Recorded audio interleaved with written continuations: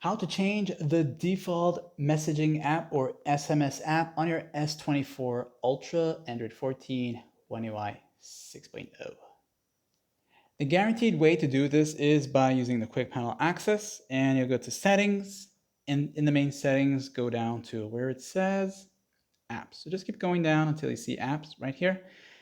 As you enter here, you'll see choose default apps. So tap on that one time, and this is where all the default app settings are. You'll see SMS app, which is the messaging apps here, and after Android 14 update on other Samsung phones, some of the apps will no longer appear there, such as Messenger and possibly Signal and a few other apps, okay? But you do get Verizon still, and Google apps, the Google Messages apps will be there. Because if you don't want to use a Samsung messaging app, you can switch to either one of these, all right? The other way is if you already have one of these set, and if you're going into the other app for the first time, it will prompt you to go into default if you want it to be your default app, and that's up to you to make that decision. Okay, but like and sub.